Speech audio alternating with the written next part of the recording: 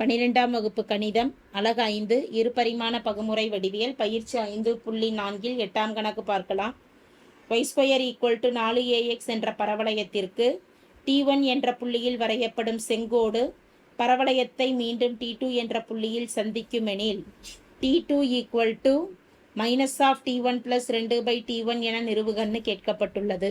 ஒரு பரவளையத்திற்கான செங்கோட்டின் சமன்பாடு முதல்ல எழுதிடலாம். வரைபடம் வரைஞ்சிட்டோம்.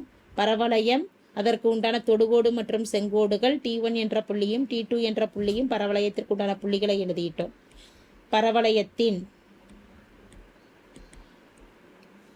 செங்கோட்டின் சமன்பாடு,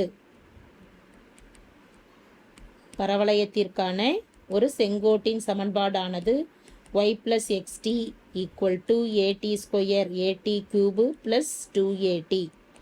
இந்த செங்கோட்டின் சமன்பாடானது T1 என்ற புள்ளி வழியாக செல்வதால் T1 இல் செங்கோட்டின் சமன்பாடு எழுதிடலாம். T1 இல் பரவளையத்தின்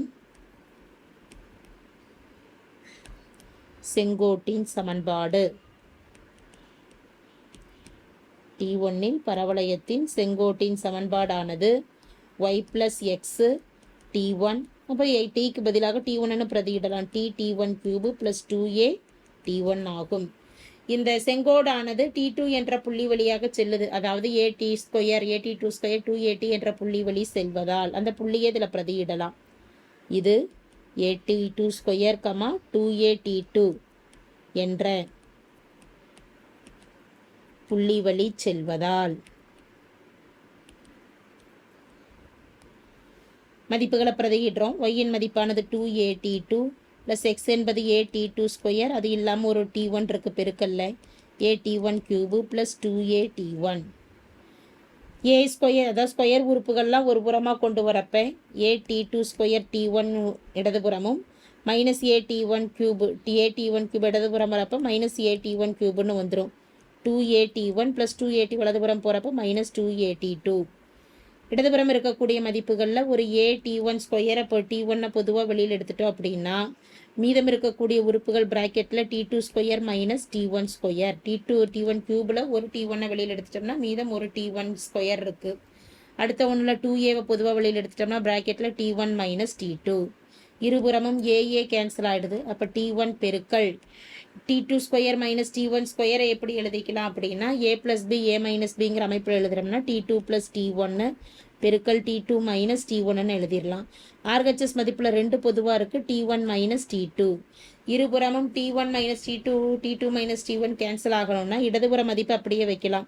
T1 பெருக்கல் T2 + T1 T2 - T1 equal மைனஸை பொதுவாக வெளியில் எடுக்கும் பொழுது -2 பெருக்கல் T1 - T2 ஆனது T2 + ஆயிடும், T1 - ஆயிடும். T2 - T1 T2 - T1ங்கிறது இருபுறமும் கேன்சல் ஆக போக மீதம் இருக்கக்கூடிய மதிப்புகள் இடதுபுறம் T1 பெருக்கல் T2 + T1 ஈக்குவல் டு -2 மட்டும் வலதுபுறம் இருக்குது. T1 வலதுபுறம் கொண்டு போகிறோம் அப்படின்னா T2 + T1 ஈக்குவல் டு பெருக்கல்ல இருக்கிறது வகுத்தலில் வந்துடும் -2/T1. நம்ம நிரூபிக்க வேண்டியதில் T2 ஈக்குவல் தான் சமன்பாடு கொடுக்கப்பட்டுள்ளது. எனவே T2 மட்டும் இடதுபுறம் வச்சுட்டு T1 வலதுபுறம் கொண்டு போகிறப்போ -T1 -2/T1 ஆகும். T2வின் மதிப்பு ஒரு மைனஸால் பெருக்கிக்கிட்டோம்னா அல்லது மைனஸை பொதுவாக வெளியில் எடுத்துட்டோம்னா மைனஸை வெளியில் எடுக்கும் பொழுது T1 + ஆயிடும், +2/T1. இதுதான் நாம் நிறுவ வேண்டிய நிபந்தனை. பரவளையமானது மீண்டும் T2வில் சந்திக்கும் புள்ளி. Therefore T2 = -T1 + 2/T1 என நிரூபிக்கப்பட்டது.